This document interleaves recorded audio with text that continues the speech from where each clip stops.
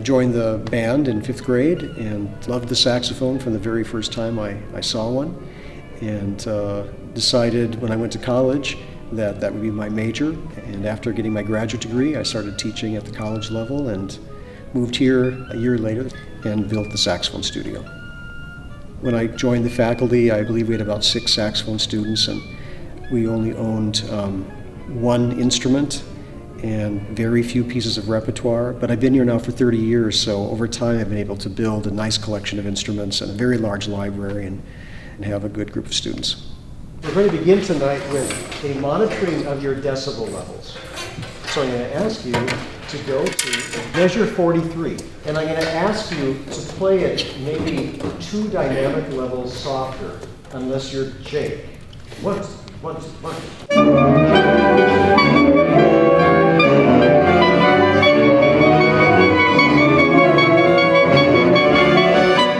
Okay, so it's about 97 decibels when we're playing that.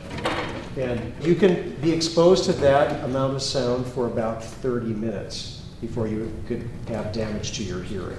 Then let's drop it down one more notch. We're playing L'Angeli by Asha Srinivasan, who is one of our newest composers at Lawrence. She wrote it for the entire saxophone studio, so we have 21 students playing in the piece, covering the entire family of saxophones from soprano through bass. Okay, it's still 96 or 97 decibels.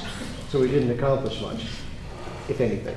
It's a big work, very challenging for the players because it's based on Indian rhythms, often tuning in octaves from the smallest instrument down to some of the larger instruments. So the students are finding it very challenging, but a really good experience to play. I didn't think of them as students, really.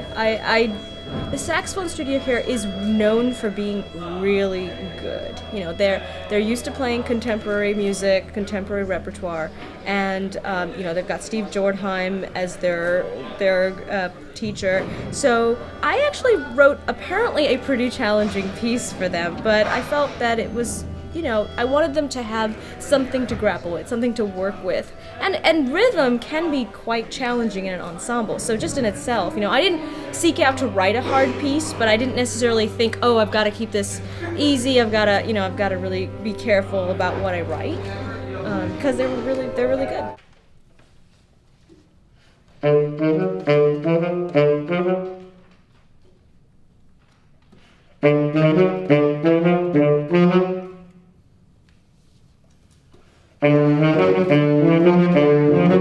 The piece was written specifically for this occasion and written to include every member of the studio.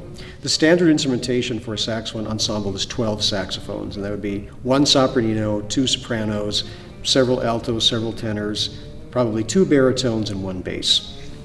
And to find a piece that actually is written for 21 saxophones is relatively rare, if not absolutely unheard of. So for the students to have this piece written just for them by one of our faculty colleagues is, I think, the most exciting aspect for them.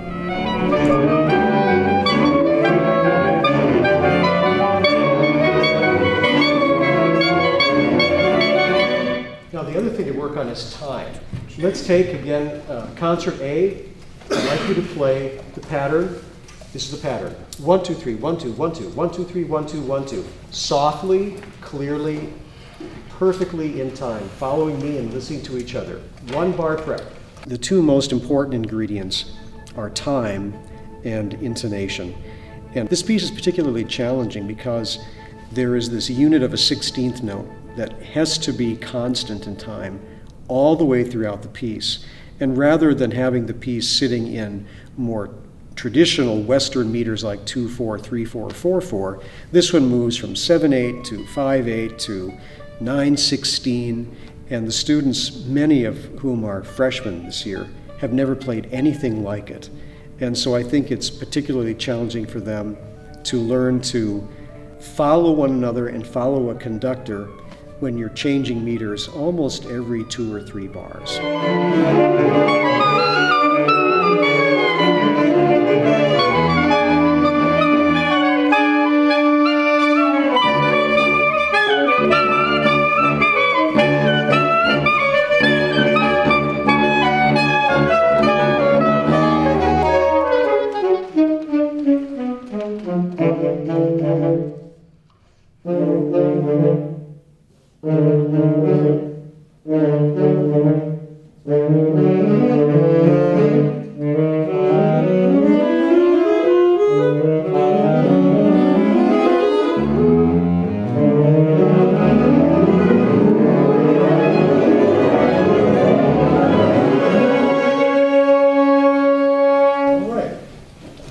Much better than it was, but Kate, Jake, David, Sumner, got to work on intonation every single day, got to get that rock solid.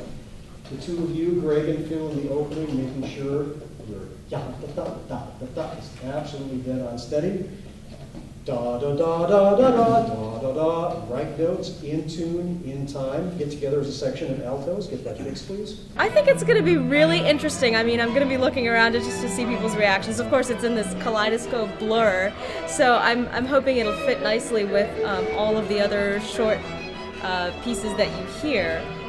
You know, it's kind of flashy, showy. It's just a 3-minute little thing for 21 ensembles, so it's going to be pretty exciting to see what people think. I would expect that almost everyone there will never have heard a saxophone ensemble before.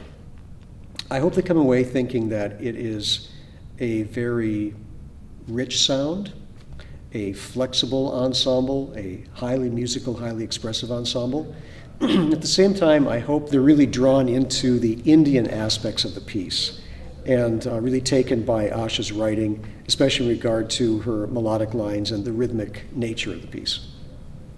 Right now it's 11:30 p.m. and we just finished our rehearsal. Typical night? No, thankfully. Not typical, but not unheard of either.